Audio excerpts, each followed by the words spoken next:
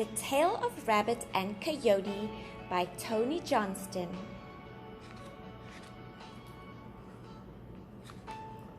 The Tale of Rabbit and Coyote, a Mexican folk tale.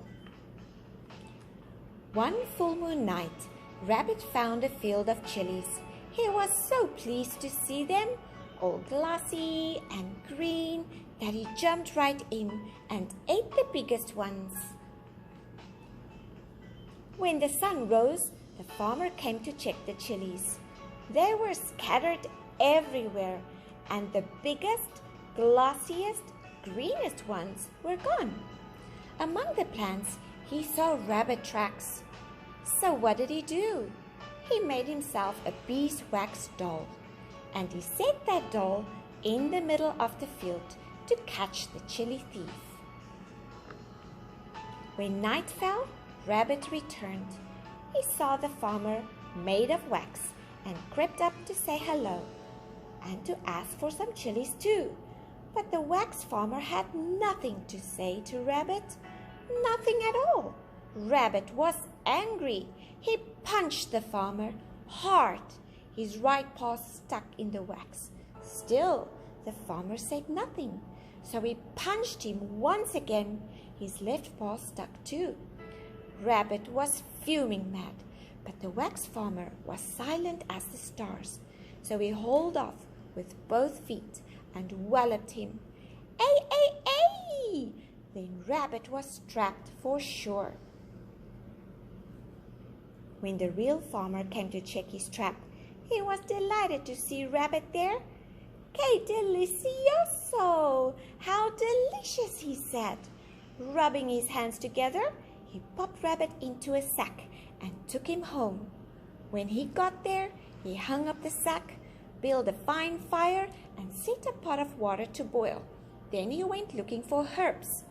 From where he was hanging in the sack, Rabbit saw Coyote coming. "What are you doing there?" asked Coyote. "This man wants me to marry his daughter," Rabbit said, "but I'm too young. Why don't you take my place? Look, the water's ready to make hot chocolate. There will be a grand party."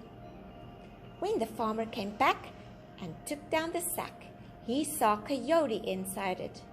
"You will pay for this," he said. He popped Coyote into the hot water. "Ay, ay, ay!" Coyote flew right out of that water and took off after Rabbit. He followed his tracks till he found him high in a jicaro tree. "I'm going to eat you now," said Coyote, for he was very furious. So what did Rabbit do? Well, he knew that Coyote couldn't tell the difference between the fruit of the jicaro, hard as a rock, and the soft, sweet zapote. "Why eat me?" asked Rabbit, "when right here I have sweet zapote fruit instead." "Well, toss me one," growled Coyote. Rabbit did that. He tossed down the jicaro with all his might. Plonk!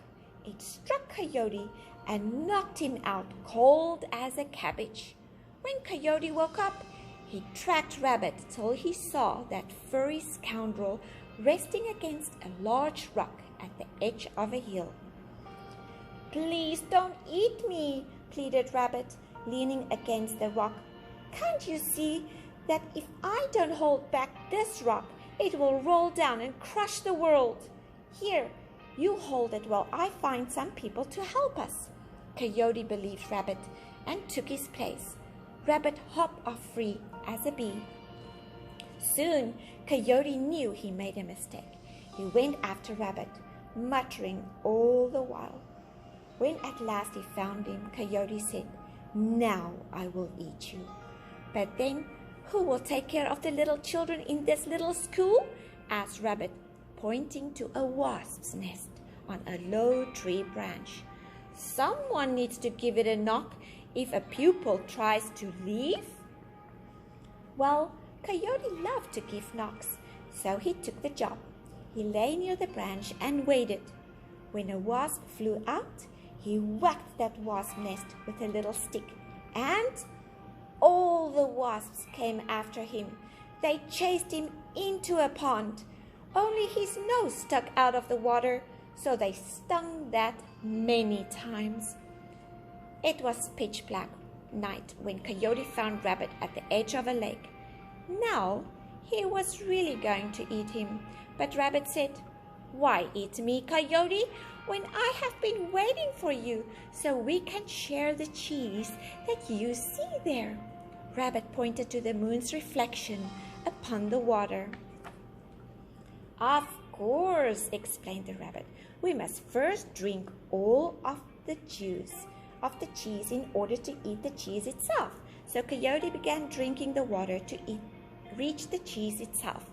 After a time he said, "I simply can't drink more. Just a few more sips," said Rabbit, "and you'll reach the cheese for sure." Coyote drank more.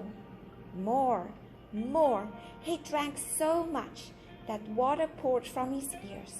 But when he turned to discuss this with Rabbit, Rabbit ran away. Coyote ran after him as best he could, but he was swollen as a sponge. Now Rabbit knew of a ladder that reached into the sky. He began to climb it, up, and he hopped all the way to the moon. Then he hit the ladder. Far below he saw Coyote looking for him up in the sky. But try as he might, Coyote never found the ladder.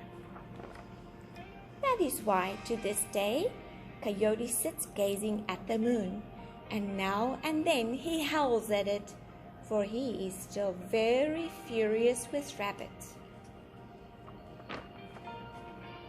The end.